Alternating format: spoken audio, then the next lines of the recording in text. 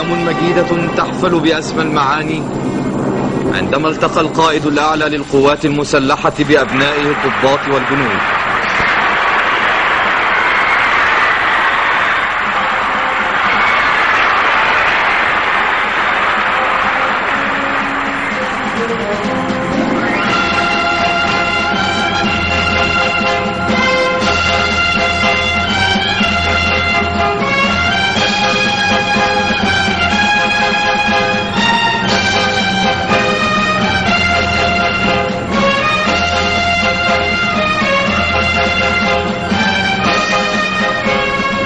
ونبدأ المسيرة مع القائد الأعلى للقوات المسلحة من السويس مع أبناء الجيش الثالث الذين خاضوا أعنف المعارك وأكثرها ضراوة ضد قوات العدو لمدة ساعة كاملة، وفي عربة مكشوفة وبجواره المشير أحمد إسماعيل علي.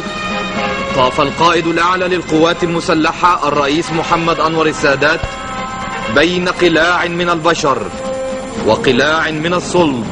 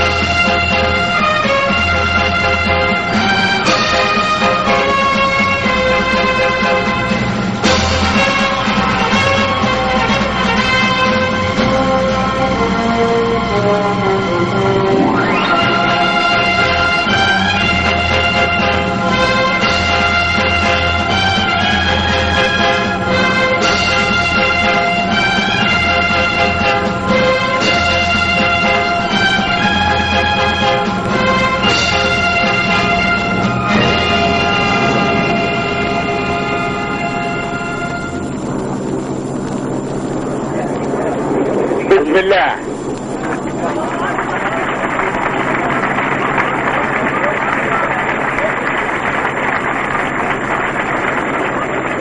أبنائي من الضباط والجنود، أحمد الله، فقد كنت واثقا أنني سألتقي بكم في مثل هذا اليوم وتحت أعلام النصر. ففي آخر لقاء لي معكم ذكرتكم بأن شرف مصر أمانة في عنقكم،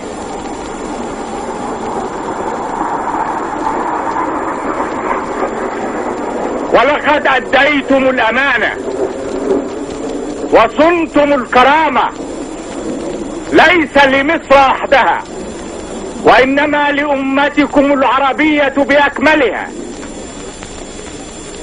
يأتي اليوم 5 يونيو ونحن مرفوعة هاماتنا، مرتفعة راياتنا. يأتي 5 يونيو ونحن نجعل منه عيدا لصمودنا وعيدا لأداء جيشنا وقواتنا المسلحة. ولكن علينا أن نعرف أن المهمة لم تنتهي بعد، لن تنتهي المهمة إلا بخروج آخر جندي أجنبي من على أرضنا الطاهرة ومن الأرض العربية كلها. أبناء الجنود والضباط، ليت مصر كلها معي اليوم لتراكم.